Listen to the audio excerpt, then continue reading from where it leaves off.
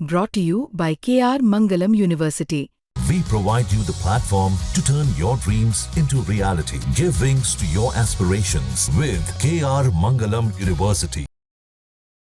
India block की कई पार्टियों ने वोटर लिस्ट में धांधली को लेकर सवाल महाराष्ट्र चुनाव से लेकर हरियाणा और दिल्ली में भी उठाया, लेकिन अब राहुल गांधी ने इस पूरी प्रक्रिया पे बड़ा सवाल उठाते हुए एक लेख लिखा। हमारे साथ आम आदमी पार्टी के सांसद संजय सिंह हैं।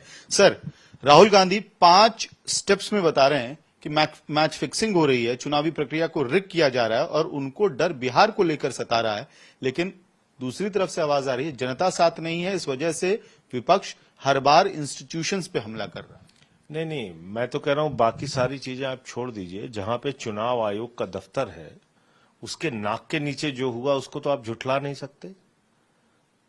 चुनाव आयोग के 300-400 मीटर दूरी पे पैसे बांटे गए, दारू बांटी गई, साड़ियां बांटी गई, जूते बांटे गए, लोटे बांटे गए, चादरें बांटी गई। प्रमाण के साथ हमने शिकायत किया और यहां तक ही नहीं 30-30 वोट मंत्रियों के बंगले में बनाए गए, एक भी कार्रवाई हुआ बता दीजिए आप।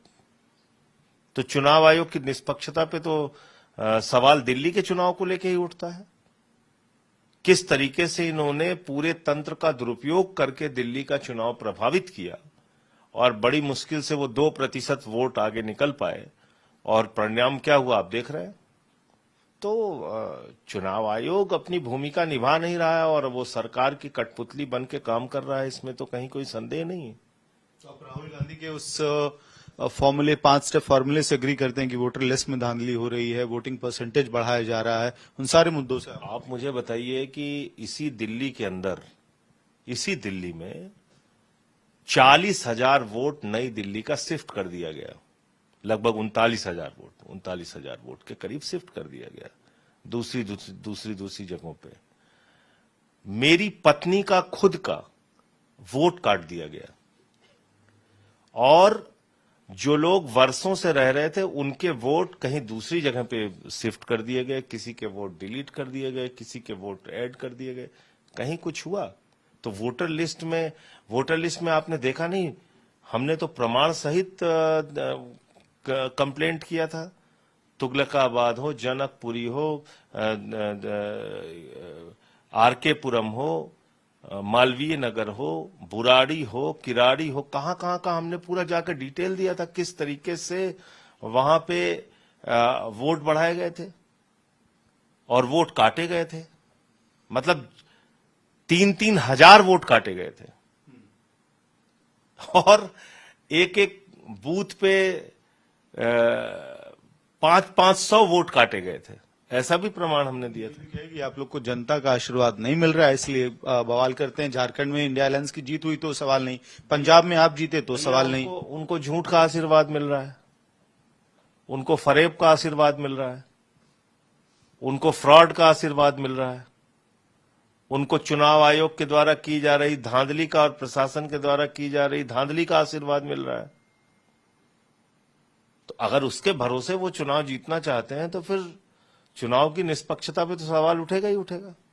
आखिर में एक सवाल ये भी कि आप लोग स्पेशल सेशन की मांग को लेकर प्रधानमंत्री नरेंद्र मोदी को चिट्ठी लिख चुके हैं, इंडिया ब्लॉक और बतौर आम आदमी पार्टी भी, लेकिन आपके ही एलाय सुप्रिया सूले जो अभी कई देशों के दौरे से वापस आ रही हूं, कह रही हैं कि वक्त है देश को एक साथ खड़े रहने का, स्पेशल सेशन की फिलहाल जरूर इस मांग से वो इत्तेफाक नहीं रखती।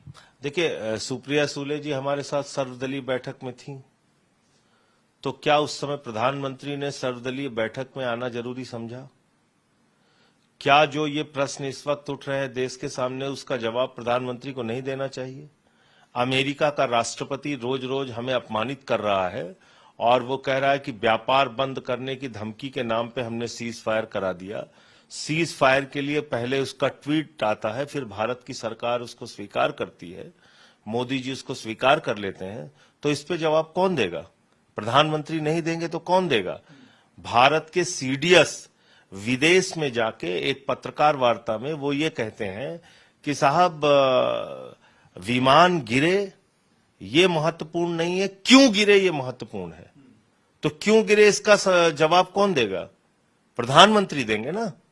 वायुसेना के अध्यक्ष कहते हैं कि जो हथियारों की और जेट्स की हमें जरूरत होती है उसकी सही वक्त पे हमें डिलीवरी नहीं मिलती। तो इसका जवाब कौन देगा? देश की सरकार देगी, प्रधानमंत्री देंगे। प्रधानमंत्री से यह भी सवाल है, आज 1 महीने पूरे हो रहे हैं ऑपरेशन सिंदूर के, आपने कहा ऑपरेशन सिंदूर जारी है, तो वो खूंखार आतंकवादी कहां है जिन्होंने पहलगाम में हमारी बहनों के सिंदूर उजाड़े? आपने पीओके पे कब्जा करने का अपना संकल्प बीच में क्यों छोड़ा, जब भारतीय सेना पीओके पे कब्जा कर सकती थी, बलूचिस्तान को पाकिस्तान से अलग कर सकती थी? आपको बिहार की चुनाव रैली ज्यादा महत्वपूर्ण लगती है, सर्वदलीय बैठक में आना महत्वपूर्ण नहीं लगता, फिल्मी सितारों को संबोधित करना महत्वपूर्ण लगता है, सर्वदलीय बैठक में आना महत्वपूर्ण नहीं लगता। पूरे देश में घूम घूम के आप वोट बैंक की पॉलिटिक्स कर रहे हैं, सेना की वर्दी में आपके फोटो छपवाए जा रहे हैं, ऑपरेशन सिंदूर के नाम पे आप सिंदूर के सौदागर बन गए हैं, आपको संसद का सत्र बुलाना जरूरी नहीं लगता। तो देश इन सवालों पे जवाब चाहता है प्रधानमंत्री से। बहुत बहुत धन्यवाद। वीडियो सहयोगी लोकेंद्र पांडे के साथ मैं अमित भारद्वाज।